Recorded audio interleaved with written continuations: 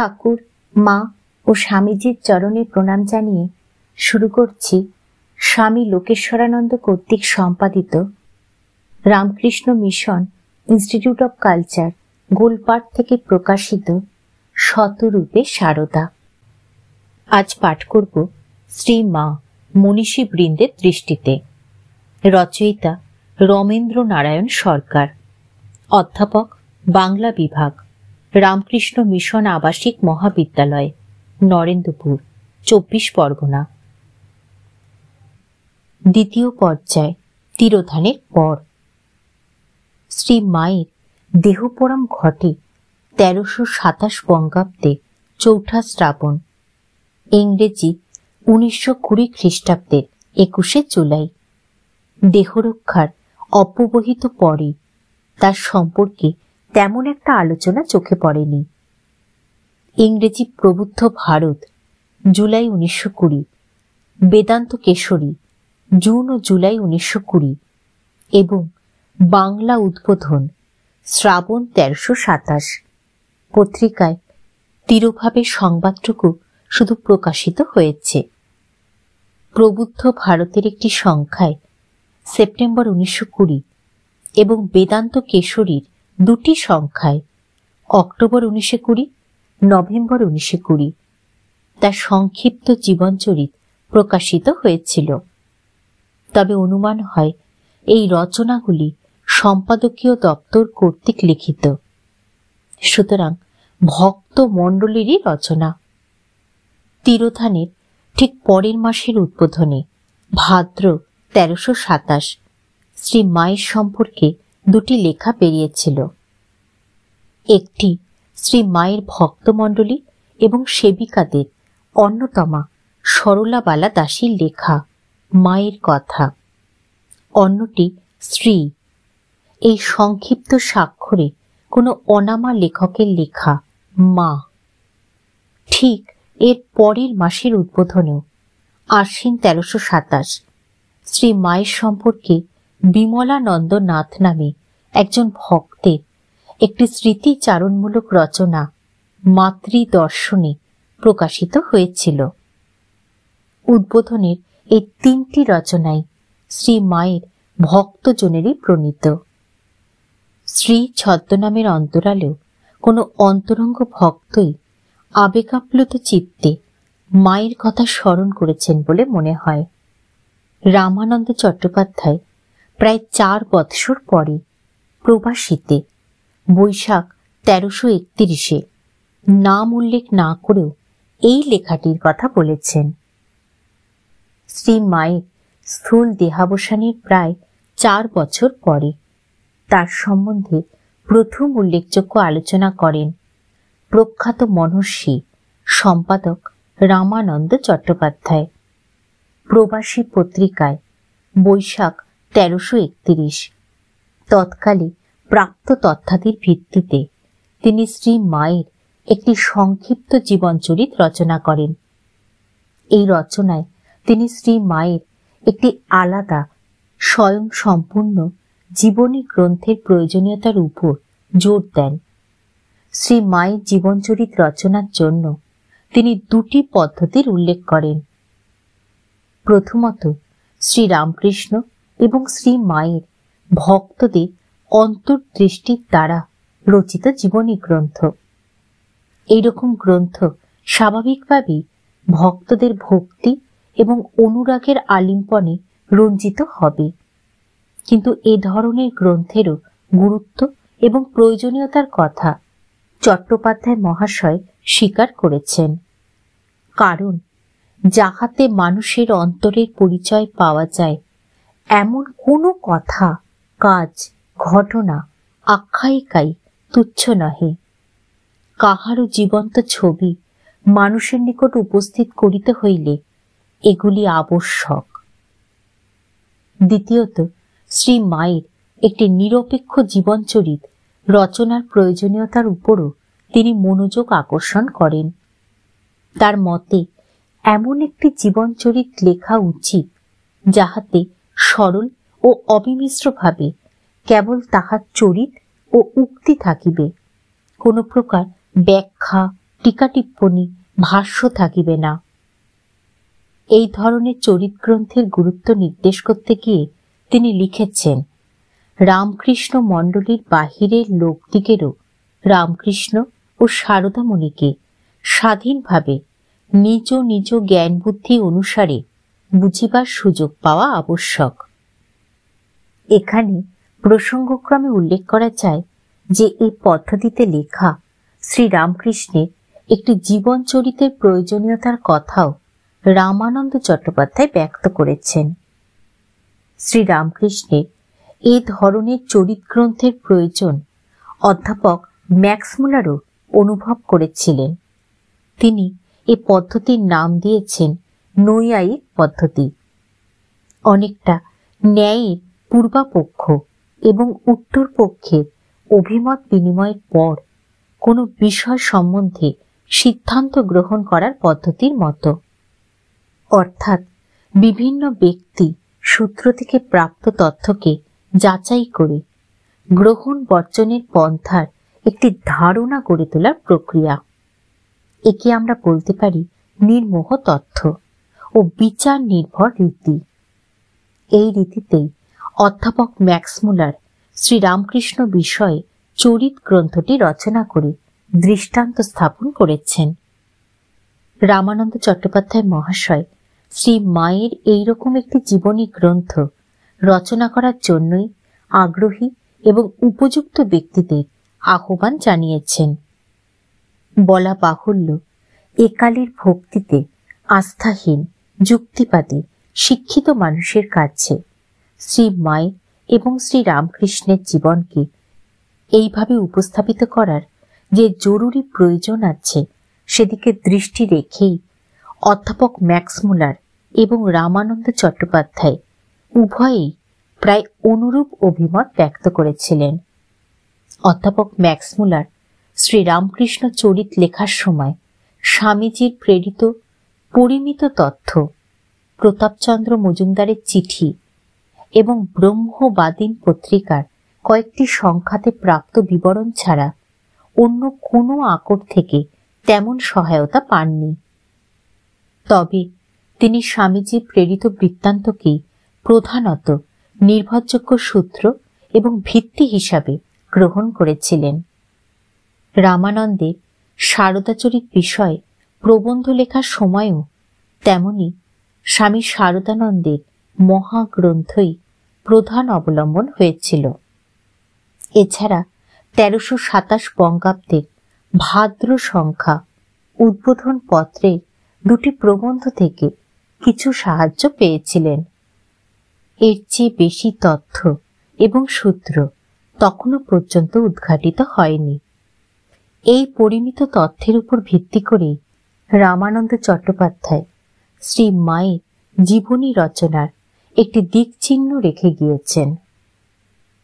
জীবন কথা বর্ণনা ছাড়াও চট্টোপাধ্যায় মহাশয় শ্রীরামকৃষ্ণ ও শ্রী মায়ের দাম্পত্য সম্বন্ধ বিষয়ে যে আলোকপাত করেছেন তা প্রণিধানযোগ্য।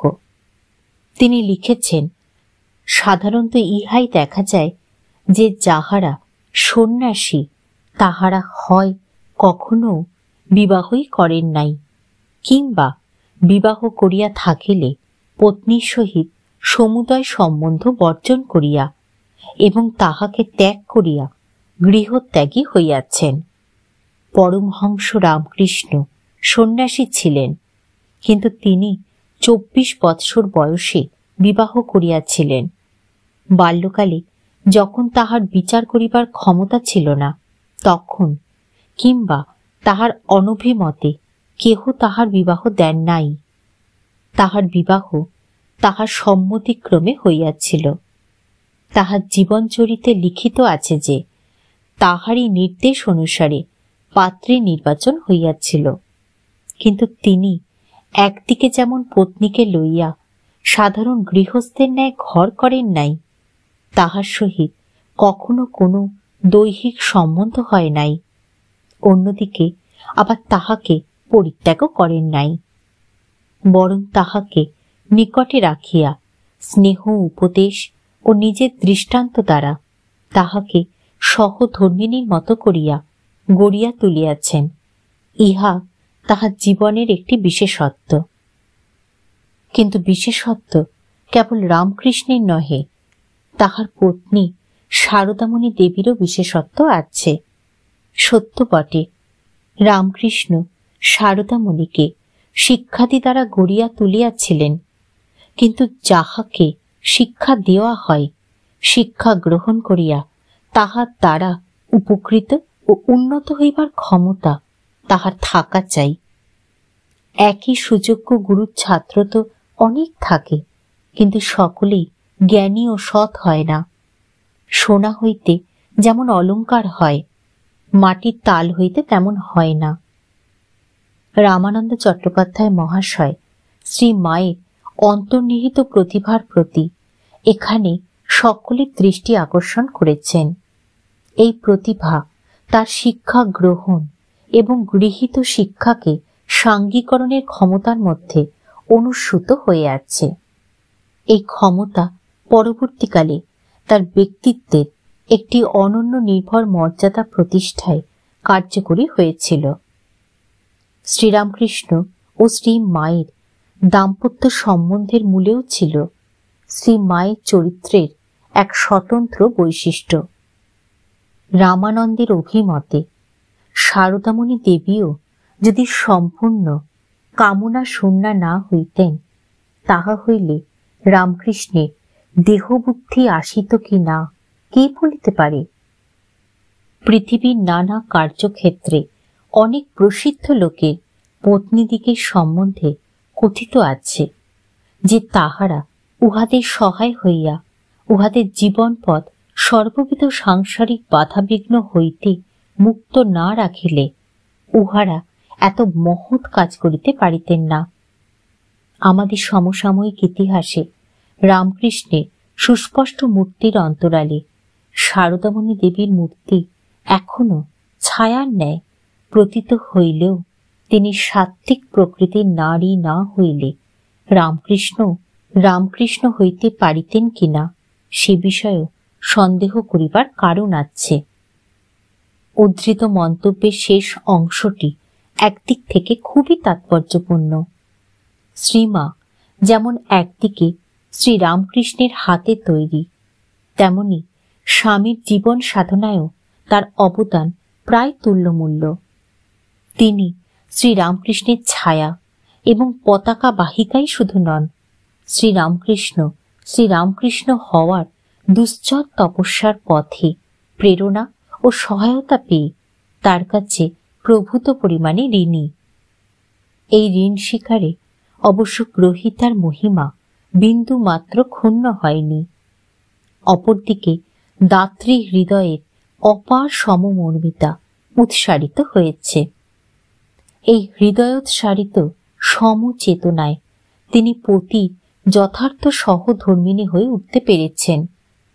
কিন্তু এই গুণের সুবলিত উপকরণের উপরই তার ব্যক্তিত্বের দৃঢ়, স্বতন্ত্র ও অনন্য নির্ভর ভিত্তিভূমিটি প্রতিষ্ঠা লাভ করেছে।